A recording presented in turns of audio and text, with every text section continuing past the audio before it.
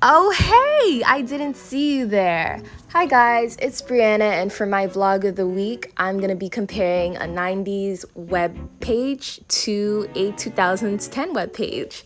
Specifically, I'm gonna be taking a childhood trip and looking at the Amanda Show website, amandaplease.com, and compare it to the Victorious website, theslap.com.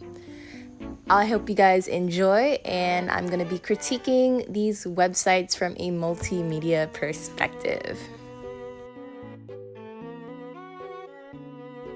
Let's get into it. So throughout this video, I'm going to be using the Wayback Machine to help me access how these websites looked when they were available.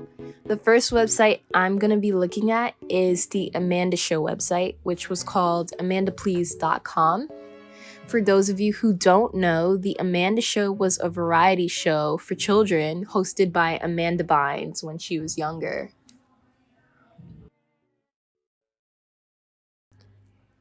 And she's loaded! All right, let's hop right into the discussion. One thing I noticed about this website is that it screams 90s. One thing that lets me know is the font. If you guys focus your eyes on the black font in the middle of the page that says "Attention Citizens," the font is Arial. Most websites that I go on, such as Instagram, Facebook, tend to shy away from this font. I don't know about you, but with my friends, we know that this font is for academic papers and not for website design. Another thing that lets me know it's from the 90s is how things are arranged on the page. Look at this screen. We have a lot of space here, but when the content actually loads in, it takes up about, I want to say 30% of the screen. Like, it's crazy, and I feel like this has been a theme in a lot of 90s websites. I'm gonna blame it on code. Maybe it wasn't as advanced and people did not know how to scratch stuff out. But that's something that sticks out to me. Nowadays, we know how to utilize space and how to fill up the entire screen. Even minute details lets me know that this page is outdated. The purple text that says "Be patient, please, it's loading" would never exist today. Today, we tend to use semantics and symbols to indicate stuff is loading, such as a circle wheel or an hourglass, rather than just using plain text. It's strange on the human eyes.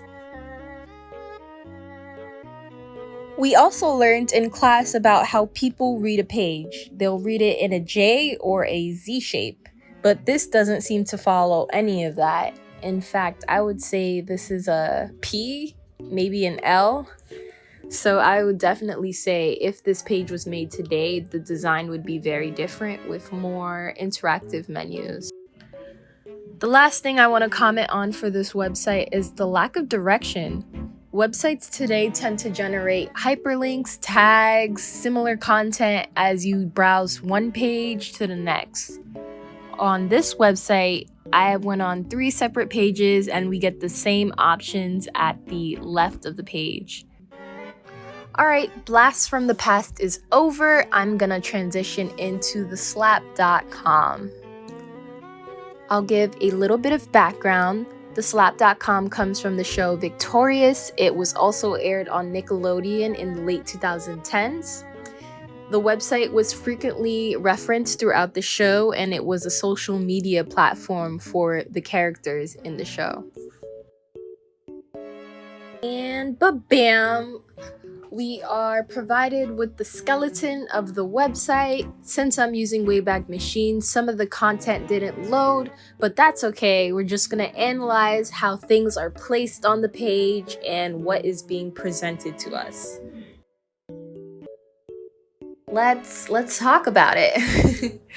I see a menu bar, which is great. This is very modern. We want a menu bar so that we have a better navigation of the website, and it's categorized into profile, clips, pictures, all great things. Then my eyes would go down to whatever is in that white space and it would do a little curve. So I'm gonna say that this website has a J-shaped orientation. Alright, next we have a little side action going on. If you guys focus your attention to the side, we see constant scrolling of tweets from characters from the show. Not only is this a cool touch to what we just previously saw on the AmandaPlease.com website, but it gives a little character development to what we see on the screen. So this is amazing for kids to see more content from the show. This page is just jam-packed. I didn't even touch on the search bar that we have in the upper right-hand corner. Definitely an upgrade from the AmandaPlease.com website. And as we scroll down, we see even more divisions of the page to look at with content. One thing I thought that was really cool about this website is that you could actually create a profile and create an avatar and be a Hollywood art student and post statuses of your own. It gives an interactive touch to the website and keeps kids engaged. Let's switch gears and talk about advertisements. On the AmandaPlease.com website, there were no ads, and that was very strange because we were used to going on the internet and seeing ads everywhere, subtle and very openly. On this website, we actually are taken to a page before we are redirected to ads. The demographic of these websites are kids and young teenagers. So having this page allows the choice to be exposed to ads fall on whoever is using the website. So you could redirect yourself back onto the homepage, or you could continue to see whatever you are going to see. This page just goes to show how much the internet has evolved during the 10-year span of these two websites. We have more internet safety issues. The last thing I want to point out is how easy it is to navigate this page. As you guys can see, we are at the bottom of the page and there's just a list of clear hyperlinks that one could click to take them to wherever they want to go. However, if you scroll back up, you can see that there's a lot of clickable options that kids can click to take them to wherever they want. For example, the avatar lady will take them to their profile. This is very clear and easy to navigate, and I admire that. All right, final thoughts. The first thing I want to say is that I admire both of these websites for being great advertisement ploys.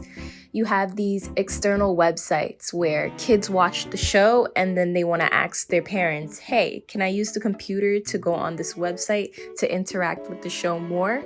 That's amazing. And I also want to comment on The Amanda Show, of course. Thank God we are not in the 90s. I think that looking at that website, it's a great reflection to see where we are now. Websites have definitely developed and met our needs. And I think I'll give them props because it's a very aesthetically pleasing 90s page to look back on. As for the slap, I think that's a great website design for the 2010s, and it makes me excited to see how websites will look for kids going in the future. This was an amazing nostalgic trip for me to embark, and I was glad that I was able to share it with you guys. Let me know what you guys think, and I'll see you in class for realsies now. Bye!